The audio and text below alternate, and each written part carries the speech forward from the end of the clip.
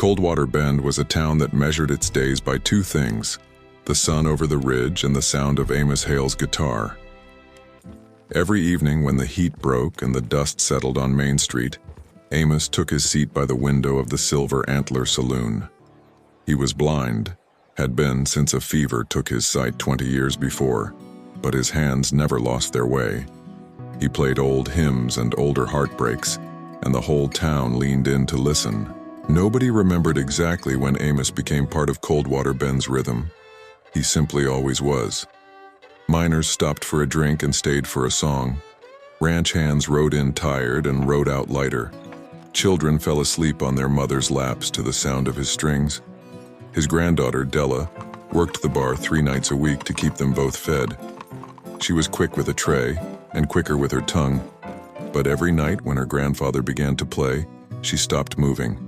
She watched him the way a person watches a fire in winter, grateful and a little afraid it might go out.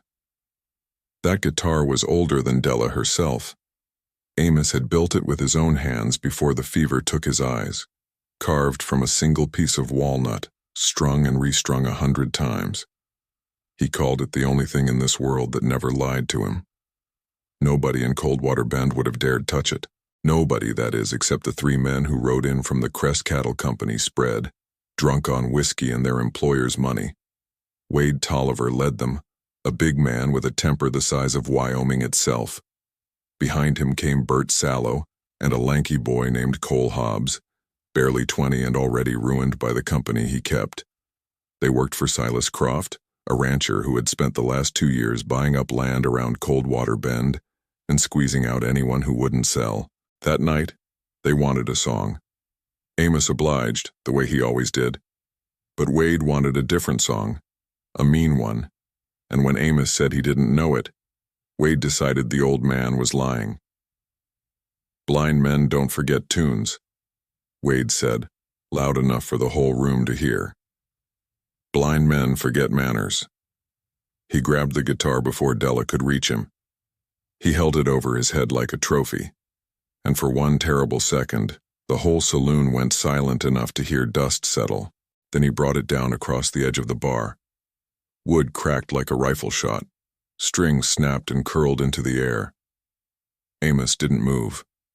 He simply reached forward, blind hand searching the empty space where his guitar used to be, and found nothing but splinters. Della was already moving, already shouting, but Bert caught her by the wrist and laughed in her face. Cole Hobbs stood by the door, young enough to look ashamed, too much of a coward to say so. That was the moment the stranger stood up. He had been sitting in the corner all evening, a plate of untouched food in front of him, a hat pulled low enough that most folks had forgotten he was there at all. Nobody in Coldwater Bend knew his name. He had ridden in that afternoon on a gray horse, said nothing to the bartender but his order, and settled into the shadows like a man who preferred them. Now he crossed the room slow, and the room made way for him without being asked. He didn't shout. He didn't reach for the iron on his hip, not yet. He simply picked up one piece of the broken guitar, turned it over in his hands, and looked at Wade Tolliver with an expression that made the big man's grin falter.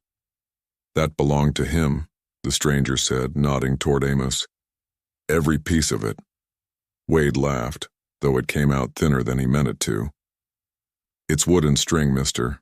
Not your business. It's the only thing he built with his own 2 hands before he lost his sight," the stranger said. "You broke 20 years in about 2 seconds." Silence pressed down on the room. Even Bert let go of Della's wrist. "You gonna cry about it?" Wade asked, trying to find his nerve again. The stranger set the broken piece of wood gently on the bar, like it still mattered, like it was still worth something. "No," he said. "You are." Nobody in the Silver Antler Saloon that night forgot what happened next, though most of them told it differently for years afterward. Some said the stranger drew faster than lightning. Others swore he never drew his gun at all. What was true, what every witness agreed on, was this: Wade Tolliver ended that night face down across a poker table, his own gun taken clean out of his hand, and the stranger's boot resting easy on the back of his neck. "Every note that guitar ever played," the stranger said quietly. "You're going to pay for, one by one." Bert made a move for his own weapon and found the stranger's pistol already leveled at him before his hand cleared leather. Cole Hobbs wisely put both hands in the air and didn't move again until someone told him to. The sheriff arrived 20 minutes later to find all three men tied at the wrists with saloon rope, sitting in a row against the wall like scolded schoolboys, and a stranger calmly finishing a meal that had gone cold. Sheriff Ezra Whitlock had run Coldwater Bend for 11 years, and he had learned to recognize trouble the moment it walked through a door. This wasn't trouble. This was something else. He studied the stranger for a long moment, then looked at the broken guitar on the bar, then at Amos, who sat very still with his hands folded in his lap like a man waiting for the world to make sense again.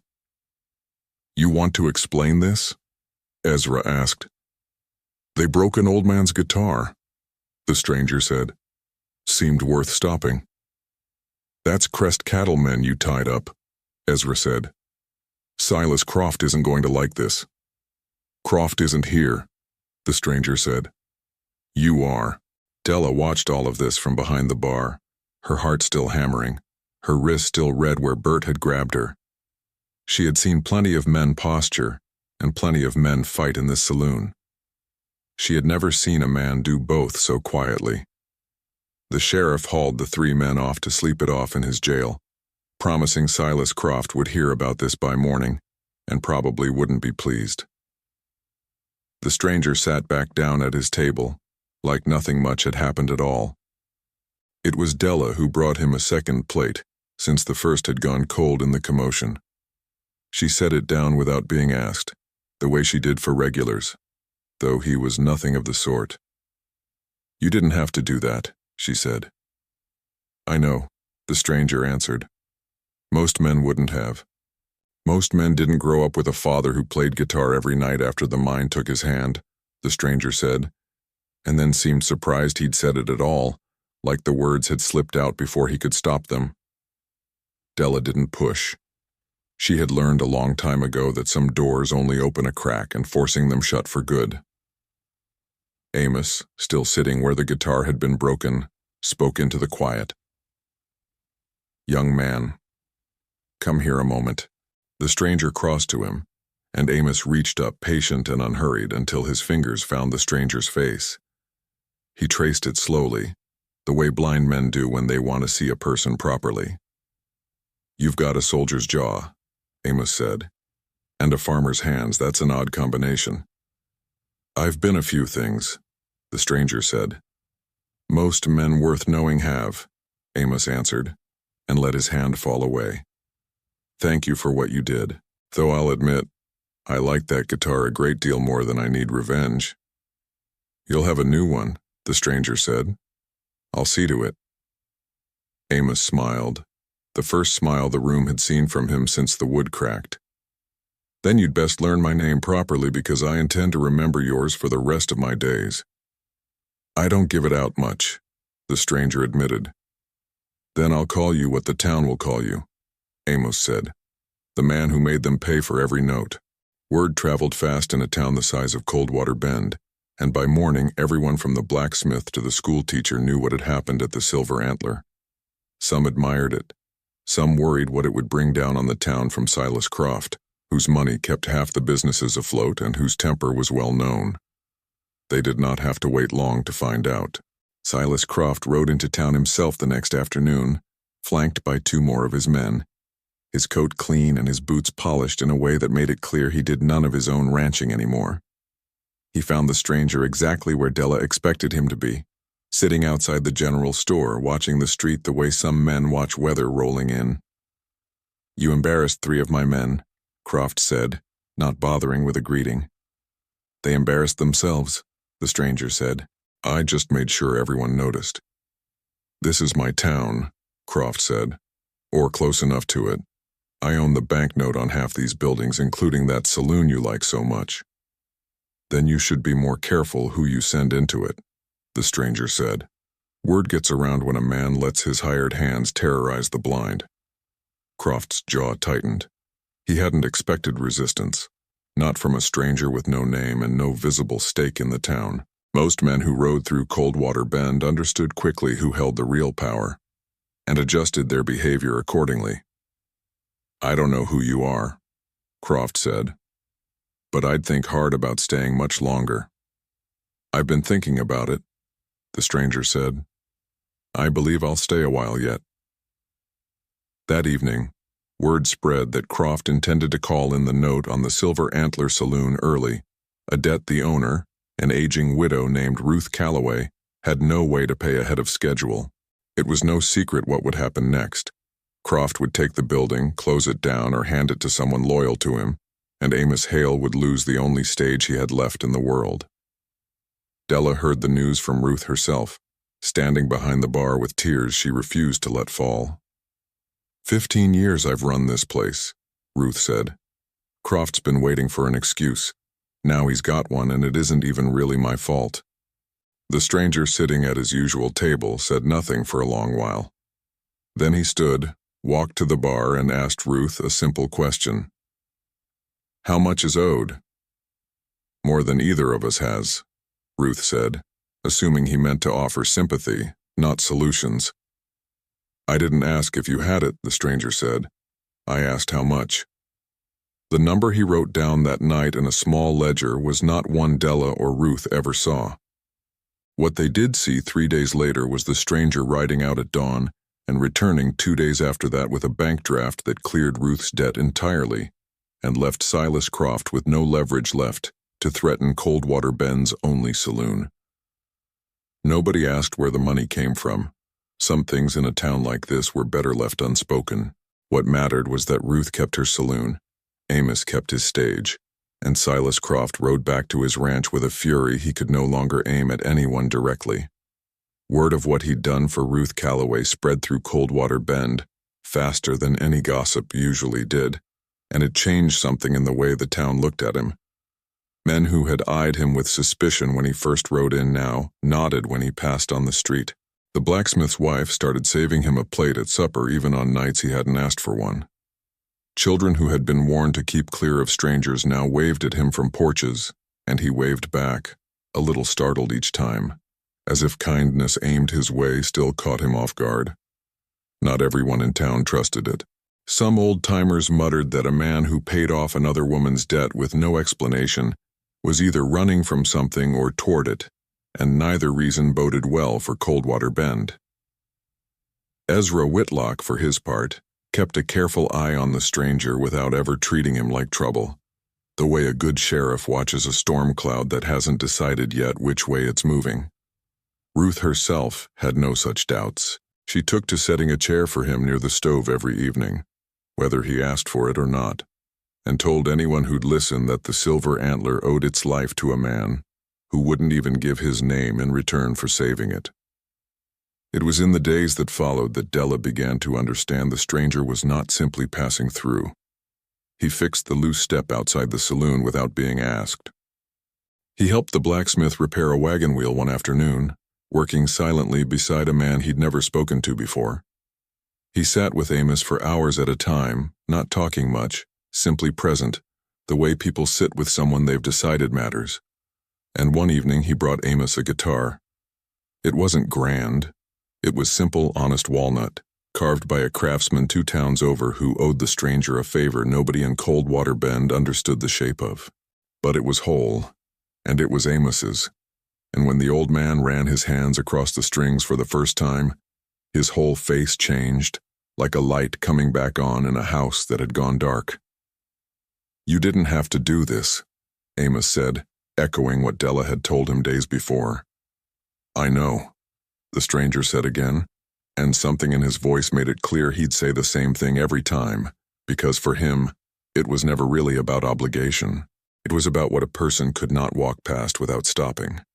That night, Amos played for the first time since the guitar had broken, and the whole saloon fell quiet in the particular way that happens when something precious returns from the edge of being lost. Della stood behind the bar with tears on her face. She didn't bother hiding this time. And across the room, The stranger watched Amos play with an expression she was beginning to recognize as something close to peace. She found him outside afterward, leaning against the porch rail, looking up at a sky thick with more stars than any city ever showed. "You still haven't told me your name," she said. "I know that too," he answered, though there was a small smile in it this time. "Everyone in town's taken to calling you the gunslinger who paid for every note," Della said. "Amos likes it, says it suits you better than most names do." "Names can be a heavy thing to carry," the stranger said. "Mine got heavier than I wanted a long time ago." "You don't have to tell me," Della said. "I'm not asking because I'm owed it. I'm asking because I want to know you." He looked at her for a long moment, the kind of look that measures whether a person is safe to be honest with.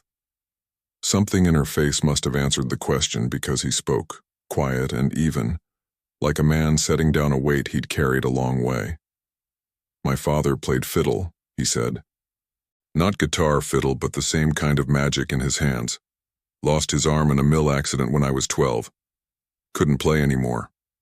Watched him die a little more every year after that, not from the accident, but from losing the one thing that made him feel whole." "I'm sorry," Della said. "I couldn't save him," the stranger said. "Couldn't fix his arm, couldn't give him his music back. I told myself a long time ago that if I ever saw another man losing the thing that made him whole, I wouldn't just watch it happen again." "That's why you stood up," Della said softly. "That's why I stood up," he agreed. They stood together in the quiet after that, not needing to fill it with more words. Something had shifted between them, something neither one rushed to name, the way careful people handle things they suspect might matter for a long time. Silas Croft, meanwhile, was not a man accustomed to losing, and losing twice in 1 week had left him in a mood the whole county could feel. He gathered what remained of his loyal men, including a newly freed Wade Tolliver, nursing both a grudge and a bruised pride, and made plans that had nothing to do with banknotes or legal leverage anymore. The attack came on a Thursday night, when the Silver Antler was full of miners and ranch hands unwinding after a long week, and Amos was midway through the same old hymn he'd played 1,000 times before. Wade Tolliver kicked the door open first, 6 men behind him, and this time they hadn't come to break a guitar. They'd come with guns drawn, and Croft himself stood in the doorway behind them, done pretending this was about anything other than teaching a stranger his place. "You made a fool of me in front of my own men," Croft said. "I don't forgive that." The stranger was already on his feet, already between Croft's men and the crowd, his own weapon drawn but held low, patient, the way a man holds something he hopes he won't need. "Walk away, Croft," the stranger said. "Nobody else needs to get hurt tonight." "Somebody's getting hurt," Croft said. "The only question is who." What followed happened fast, the way real violence always does, faster than anyone in that room could properly follow, though every witness swore afterward they remembered every second of it clearly. Wade fired first, wild and angry, and the stranger returned fire with a precision that put the gun clean out of Wade's hand, before the man even understood he'd been hit.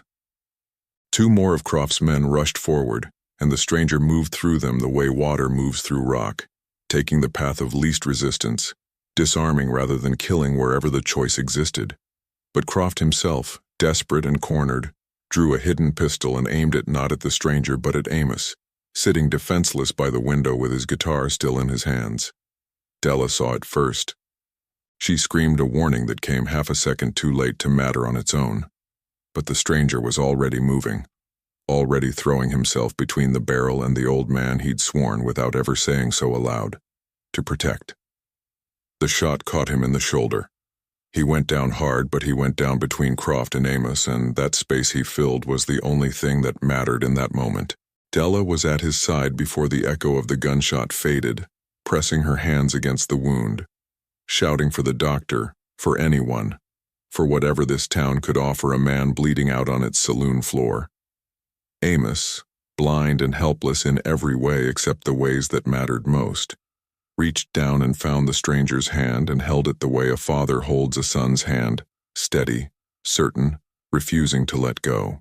Sheriff Whitlock arrived in time to see Silas Croft standing over a fallen man with a smoking gun, and there was no leverage, no money, no banknote in the world that could talk Croft out of the charges that followed. He was arrested that night, his men scattered or arrested alongside him, and Coldwater Bend, for the first time in 2 years, breathed easier under a sky that finally felt like its own again. The stranger survived. It took the doctor the better part of an hour to dig the bullet out, and it took Della the better part of 3 days refusing to leave his side, sleeping in a chair beside his bed, jumping at every small sound he made in his sleep. When he finally woke clear-eyed, the first thing he saw was her face, tired and relieved and unmistakably fond, watching him the way she'd once watched her grandfather play. "You threw yourself in front of a bullet for a man you'd known less than 2 weeks," she said. "He reminded me of my father," the stranger said. "Figured I owed the universe one save, after failing the first time." "You didn't fail your father," Della said. "You were 12. There wasn't anything you could have done." "I know that now," he said, and something in his voice suggested he was only beginning to believe it. "Took me a long time to get here."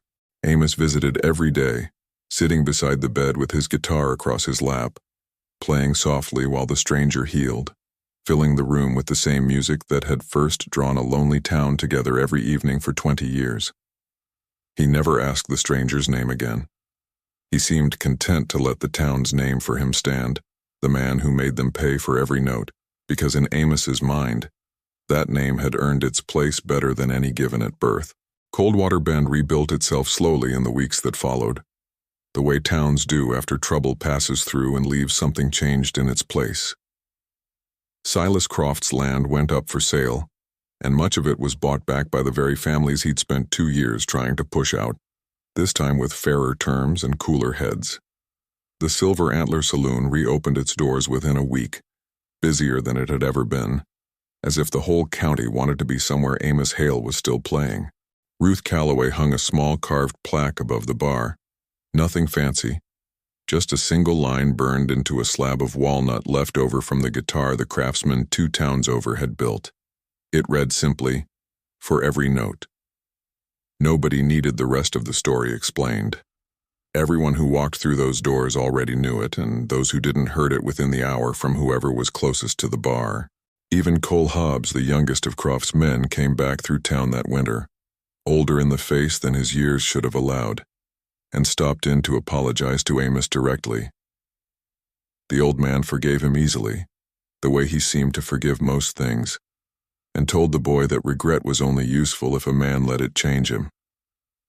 Cole took work at the livery stable that spring and stayed in Coldwater Bend the rest of his life, rarely speaking of the man he used to ride with.